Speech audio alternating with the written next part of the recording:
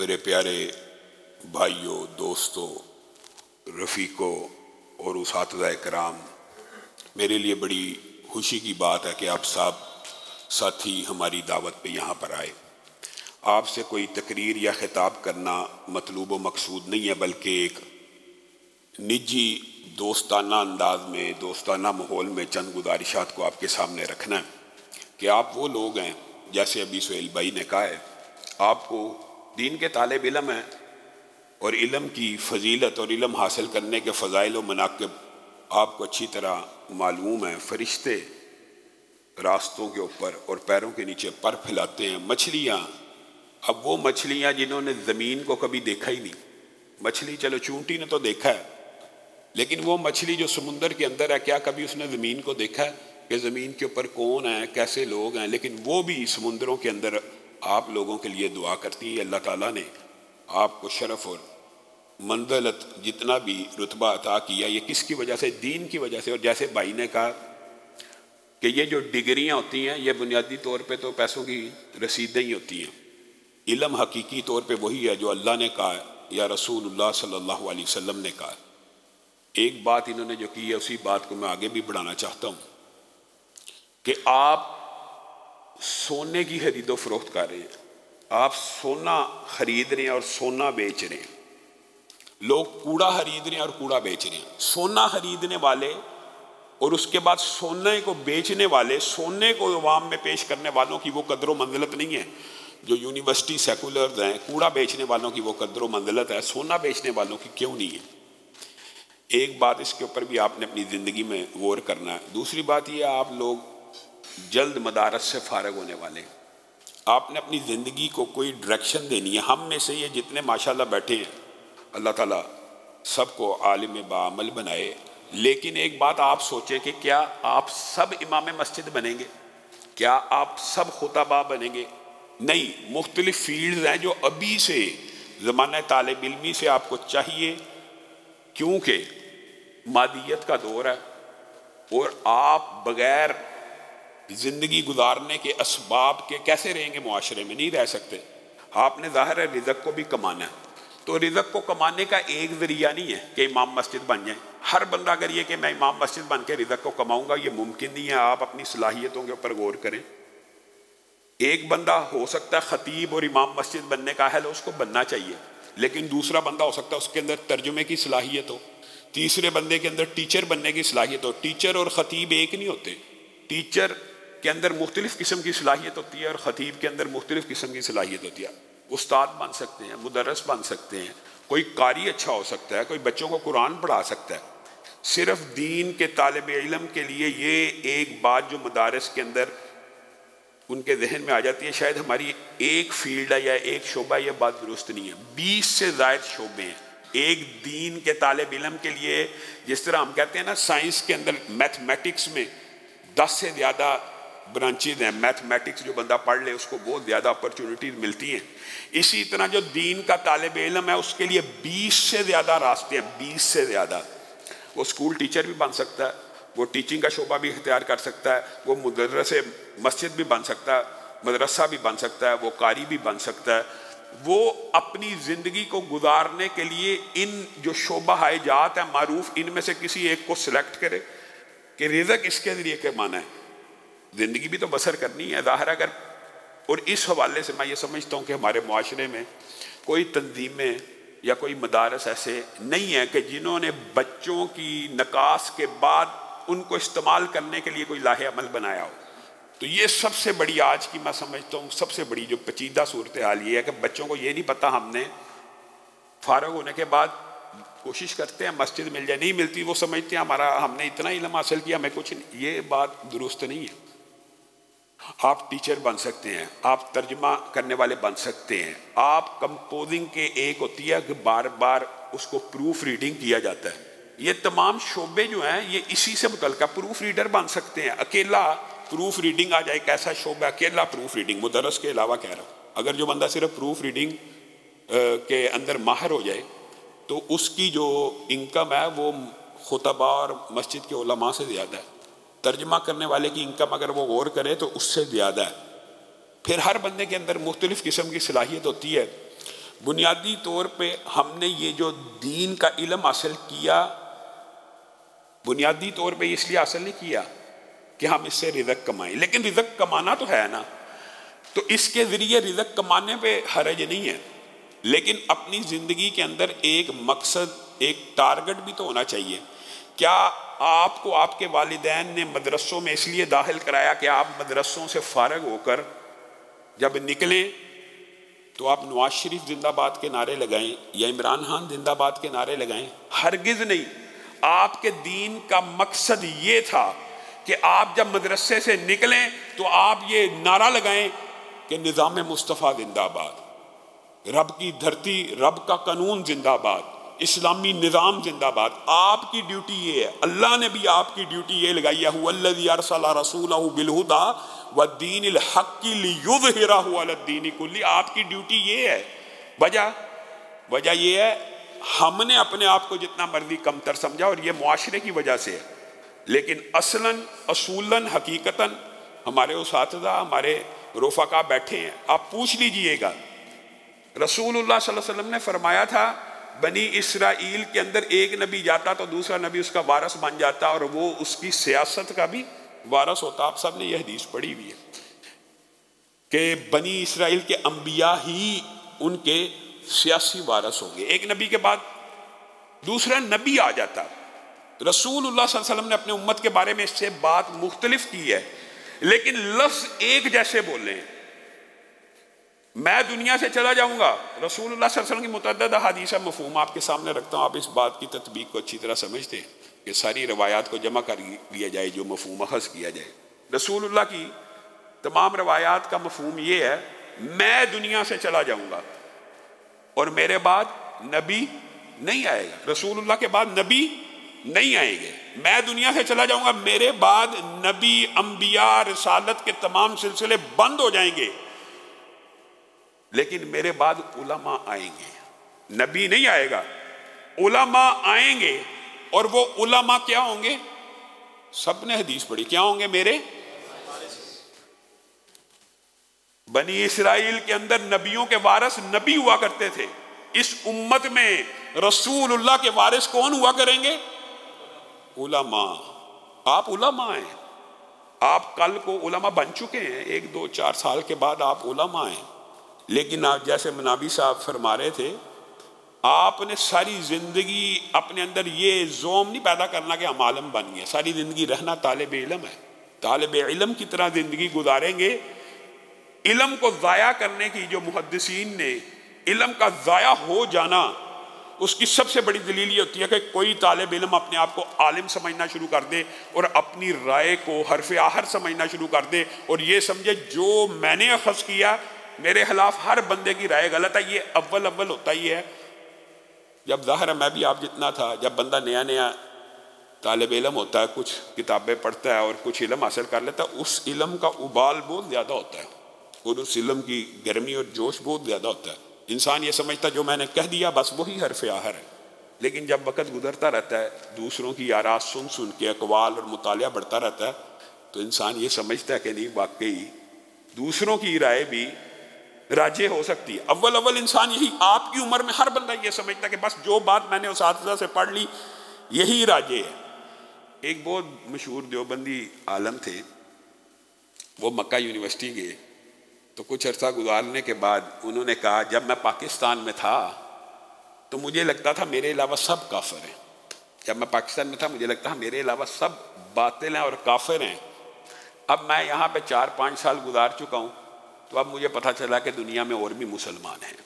تو بنیادی طور کے اوپر آپ جب جس ایج سے گزر رہے ہیں یا جس ڈگری کو جب آپ حاصل کریں گے، آپ کے اندر جوش ہوگا، ابال ہوگا، وہ فطری ہے۔ علم کا روب ہوتا ہے، علم کا دبدبہ ہوتا ہے، علم کا طبیعت کے اوپر اثر ہوتا ہے، لیکن اگر آپ اپنے آپ کو طالب علم سمجھتے رہیں گے تو جو محدثین کا اقوال ہے کہ وہ علم ضائع ہو جاتا ہے۔ جو بندہ اپنے آپ کو عالم کلیم کرنا شروع کر دے، میں ہی عالم ہوں، میں ہی، میری رائے راجی ہے، جو میں نے مطالعہ کیا وہی حرف آخر ہے، آپ اپنی رائے دیں، دلیل دیں کہ یہ مجھے، میرے دل کو یہ اچھی لگتی ہے، میرا شرح صدر اس دلیل کے اوپر ہے۔ اگر آپ کی دلیل، آپ کا شرح صدر اس کے اوپر، اس کو قبول کریں تو پھر آپ کے علم کو اللہ تعالیٰ علم نافع بنانا شروع کر دے گا۔ آپ کے علم کے اندر بھی اضافہ ہوتا چلا جائے گا، اور اگر آپ اپنے آپ کو طالب علم سمجھتے رہیں گے۔ میں اس بات کی طرف دوبارہ آتا ہوں کہ رسول اللہ صلی اللہ علیہ وسلم کی امت کے اندر نبی نہیں آئے گا، لیکن علماء آئیں گے، اور وہ بنی اسرائیل کے نبیوں کے نہیں، رسول اللہ کے وارث ہوں گے۔ اب مجھے ایک بات بتائیے کہ رسول اللہ کا وارث جو ہے، یا رسول اللہ صلی اللہ علیہ وسلم نے جن علماء کو اپنا وارث قرار دیا ہے، وہ صرف ممبر رسول کے وارث ہیں، یا رسول اللہ کی سیاست، معاشرت، معاملات سب کے وارث ہیں؟ آپ طالب علم آپ آسانی سے جواب دے سکتے ہیں، کوئی عام لوگ نہیں آپ بیٹھے ہوئے۔ یعنی ہمارے معاشرے میں یہ کہا جاتا ہے کہ مولوی یا عالم دین ممبر رسول کا وارث تو ہے، سیاست رسول کا نہیں ہے، تخت رسول کا نہیں ہے، خلافت رسول کا نہیں ہے۔ یہ فلسفہ کہاں سے آیا ہے؟ یہ فلسفہ سیکولرزم کا ہے، یہ فلسفہ کیپٹلزم کا ہے، جس کو آپ سرمایہ دارانہ نظام کہتے ہیں۔ یہ سارے کا سارا فلسفہ اس کا ہے۔ آپ کو یہ بات سمجھا دی گئی ہے کہ مولوی مسجد کے ممبر کے اوپر کھڑا ہو کے سیاسی بات کر رہا ہے۔ اوہو، مولوی مسجد کے ممبر کے اوپر سیاسی بات کر رہا ہے، تو ممبر رسول کا صرف وارث یعنی مصلی کی امامت تک ہے۔ آپ طلبہ کو شاید یہ علم نہ ہو کہ استاد محترم جامعہ رحمانیہ میں میرے بھی استاد رہے ہیں، تو ان کا آنا اللہ تعالیٰ قبول فرمائے، اور ان کی وجہ سے اللہ تعالیٰ اس مجلس کے اندر اخلاص اور الہیت پیدا فرمائے، اور جو ہم چاہتے ہیں، ہمارے مقاصد ہیں، اللہ کو راضی کرنے کے، اللہ تعالیٰ انہیں قبول و منظور فرمائے۔ جو بات آپ کے سامنے رکھنا مطلوب اور مقصود تھی، جو بات میں کہہ رہا تھا استاد گرامی کے آنے سے پہلے، وہ یہ تھی کہ کیا آپ اور میں صرف سرمایہ دارانہ نظام سے اتنا متاثر ہو چکے ہیں کہ آپ اور میں بھی یہ سوچتے ہیں کہ ممبر رسول کے اوپر کوئی بندہ سیاسی بات نہ کرے؟ سیاست کس کا کام ہے؟ سیاست جی چوروں کا، لٹیروں کا، فراڈیوں کا کام ہے۔ تو کیا رسول اللہ نے اپنی وراثت میں صرف مسلح چھوڑا ہے کہ ریاست بھی چھوڑی ہے، عدالت بھی چھوڑی ہے، معاملات، معاشرت بھی چھوڑی ہے؟ یہ تو وہی حضرت شعیب کی قوم کی بات ہوگی کہ اپنی نمازوں کو اپنی مسجدوں تک رکھ، بازار میں نہ لا۔ اور آج بھی اسلام کے خلاف سب سے بڑا جو کفار کو خوف و خطر ہے وہ یہی ہے، آپ اور میں۔ آپ سوچیں کہ آپ سجدہ کریں، اس میں 1000 دفعہ تسبیح پڑھ لیں، کسی کافر کو کوئی فرق نہیں پڑے گا۔ آپ اللہ اللہ کے نعرے لگاتے رہیں دن بھر رات، کسی نظام کفر کو کوئی فرق نہیں پڑے گا۔ آپ نے دیکھا ہوگا کہ ہمارے جو تبلیغی جماعت کے بھائی ہیں، پوری دنیا عالم کفر کے ان کے ویزے لگ جاتے ہیں، کیونکہ ان کا زور عبادات کے اوپر، عبادات میں بھی ہونا چاہیے، ذاتی تزکیہ نفس پہ زور ہونا چاہیے، اس بات کا انکار نہیں ہے، لیکن اگر آپ کی پوری زندگی اسی مشن میں ہے کہ میں سجدہ کر کے اللہ اللہ پڑھتا رہوں، کسی عالم کفر کو کوئی فرق نہیں پڑے گا۔ ہاں، جب آپ یہ کہیں گے یہ جو نظام ہے، یہ جو سسٹم ہے، یہ جو دین ہے، میں معاشرے کے اوپر لاگو کرنا چاہتا ہوں، بازار کے اوپر رسول اللہ کا دین آئے، سیاست میں رسول اللہ کا دین آئے، ریاست میں رسول اللہ کا دین آئے، تخت رسول کے اوپر کم از کم ایسا حاکم بیٹھے جو 5 وقت کی نماز تو پڑھا سکتا ہو، جو خطبہ جمعہ تو دے سکتا ہو۔ ہم نے مغلوں کے خلاف کتنی باتیں سنی ہیں، مغل بادشاہ جن کو ہم بڑا برا سمجھتے ہیں اور جن کے خلاف یہاں پہ بڑا پروپیگنڈا ہے اور حقیقت بھی ہے، جو ان کی حرکات تھیں ان میں سے کچھ حقیقت ہو سکتی ہے، لیکن جب نماز کا وقت آتا تھا وہ امامت کرایا کرتے تھے۔ آپ مجھے بتائیں، رسول اللہ صلی اللہ علیہ وسلم نے اپنے جانے کے بعد حضرت ابو بکر کو صرف مصلی کا امام بنایا تھا کہ ریاست کا امام بھی؟ حضرت عمر کو، حضرت عثمان کو، حضرت علی یہ صرف مصلی کے امام تھے کہ ریاست کے بھی امام تھے؟ آپ کو مدارس میں اس لیے آپ کے والدین نے نہیں بھیجا کہ آپ صرف مصلی کے امام بنے۔ علماء کا جو کردار ہے، علماء کی جو ذمہ داریاں، علماء کی ڈیوٹی ہیں، وہ یہ ہے کہ وہ رہنما ہیں، وہ مقتدا ہیں، وہ پیشوا ہیں، وہ رہبر ہیں، وہ امام بننے کے لیے آئے ہیں۔ وہ نواز شریف زندہ باد یا عمران خان زندہ باد کے نعرے لگانے کے لیے نہیں آئے۔ ایک عام مسجد کا امام، ایک عام مسجد کا امام آگے کھڑا ہوتا ہے کہ پیچھے؟ تو ایک عالم دین کو کیا سیکولر جماعتوں کے پیچھے کھڑا ہونا چاہیے؟ کبھی نہیں کھڑا ہونا چاہیے۔ آپ اپنے آپ کو اتنا مضبوط کیوں نہیں کرتے؟ آپ تھوڑے ہیں، کوئی بات نہیں، رسول اللہ صلی اللہ علیہ وسلم کی زندگی سے آپ اخذ کریں۔ کتنے تھے بدر میں؟ 313 14 ہی تھے نا؟ تو کیا رسول اللہ صلی اللہ علیہ وسلم نے کوئی مداہنت کا رویہ کفار سے اپنا لیا تھا؟ آپ کو اور مجھے اپنی یہ فکری اصلاح بھی کرنی چاہیے، فکری طور کے اوپر، کہ ہم کسی کے پیچھے چلنے کے لیے نہیں آئے، ہمیں اگر ہمارے والدین نے مدارس کے سپرد کیا تو مدارس کی یہ ڈیوٹی نہیں ہے کہ وہ آپ کو کسی سیاسی جماعت کے پیچھے لگا دیں. آپ خود رہنما ہیں, آپ خود امام ہیں. اگر آپ کے اندر یہ شعور پیدا ہو جائے کہ ہاں ریاست کی ذمہ داریاں بھی ہم نے اٹھانی ہیں, سیاست کی ذمہ داریاں بھی ہم نے اٹھانی ہیں, معاملات بھی ہم نے چلانے ہیں, تو پھر آپ کی یہ جو دین کی تعلیم آپ نے حاصل کی وہ بالکل ضائع نہیں ہوگی. اقامت دین کی جد و جہد آج آپ شروع کر دیں. یہ نہیں ہے کہ ہم کہتے ہیں یار فلانی جماعتیں جو ہیں صرف اقامت دین ہے, صرف اقامت دین کی بات نہیں, لیکن اقامت دین بھی تو دین کا حصہ ہے یا نہیں ہے. آپ ابھی رسول اللہ کی دین کو معاشرے پہ نافذ کرنے کی بات کرتے ہیں, حدود اللہ کو صرف نافذ کرنے کی بات کرتے ہیں, عالم کفر آپ کے خلاف ہو جائے گا. اور ایک بات کر کے میں استاد گرامی سے ملتمس ہوں گا کہ وہ آپ کی بھی ذہنی کچھ تربیت کریں اور اپنی چند گزارشات کو آپ کے سامنے رکھیں. مجھے ایک بات بتلائیے, آپ کیا سمجھتے ہیں, آپ کا کیا خیال ہے کہ یہ جو عالم کفر اقامت دین کی تحریکوں سے خائف ہو جاتا ہے اور رسول اللہ کے نظام کے سامنے کھڑا ہونے کی کوشش کرتا ہے, اس کی کیا وجہ ہے؟ آپ اس کی ایک وجہ کے اوپر غور کریں. بہت مختلف آپ کے ذہن میں وجوہات آئیں گی, لیکن ان کا لب لباب اور خلاصہ یہ ہے کیونکہ ان کو یہ علم ہے کہ رسول اللہ جو دین لے کے آئے ہیں وہ خالق نے نازل کیا کہ مخلوق نے بنایا. ہمارا دین خالق کا بنایا ہوا دین ہے, ہمارا یہ کلیم ہے, ہم سب مخلوق ہیں, اللہ خالق ہے. اللہ نے ایک نظام بنایا ہے, اور انہوں نے جو سرمایہ دارانہ نظام, سوشلزم, اشتراکیت وغیرہ جتنے نظام ہیں, کمیونزم, یہ کس نے بنائے ہیں؟ مخلوق نے. خالق کا نظام جب بھی معاشرے میں آتا ہے, یہ اصول یاد رکھیے, خالق کا نظام, اللہ کو مخلوق کا پتہ ہے, اللہ کو پتہ ہے مخلوق نے کس نظام سے ٹھیک ہونا ہے. خالق کا نظام جب بھی معاشرے میں آئے گا, معاشرے میں امن آئے گا, معاشرے میں معیشت ترقی کرے گی, معاشرے میں ایسا خود احتسابی کا نظام ہوگا. اساتذہ بیٹھے, آپ پوچھ لیجئے کہ حدود اللہ کے بڑے بڑے جرائم میں رسول اللہ کی زندگی میں ہمیں یہ بات نظر آتی ہے کہ حد رجم کبھی بھی گواہوں کی شہادت پہ نہیں لگی. کیسے لگی ہے؟ مائدہ اسلمی آ کے اقرار کر رہے ہیں, شبیبہ غامدی آ کے اقرار کر رہی ہیں.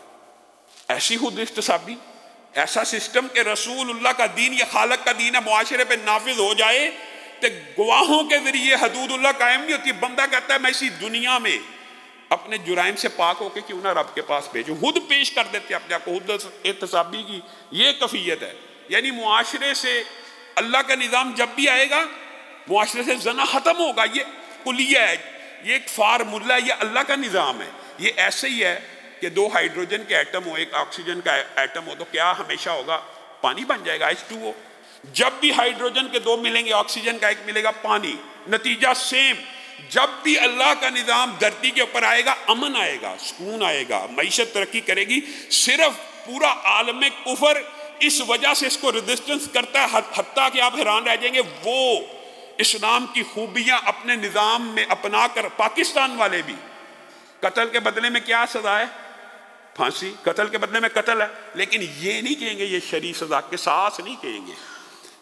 ایسی اسلام سے چیڑ ہے, ایسی الرجی ہے کہ قتل کے بدلے میں قتل تو کر رہے ہیں لیکن اس کو قصاص نہیں کہیں گے.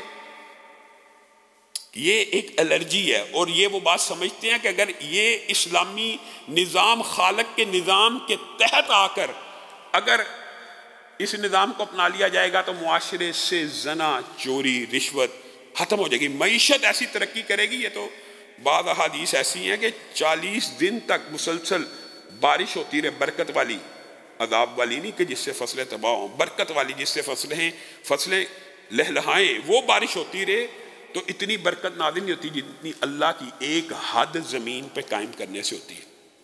ایک مثال دے کے اپنی بات کو ختم کروں گا. میں یہ چاہتا ہوں آپ کے ذہن میں یہ بات راسخ ہو جائے. ہم نے 1400 سال پہلے یہ تجربہ کیا. آج کل کا جو سیکولر معاشرہ یا سرمایہ دارانہ معاشرہ وہ آپ سے یہ بات کہتا ہے کہ یہ 1400 سال پہلے یہ سسٹم آیا تھا تو چل گیا, 1200 سال پہلے بھی چلا, 1000 سال پہلے بھی چلا. آج دیکھ لیجئے, آج سے صرف 100 سال قبل آپ خلیجی ممالک کی جتنی ریاستیں ان کا جائزہ لیں, سعودی عرب کا جائزہ لیں. حدود اللہ ایک جز ہے, اسلامی نظام کا صرف ایک جز ہے, پورا اسلامی نظام نہیں ہے.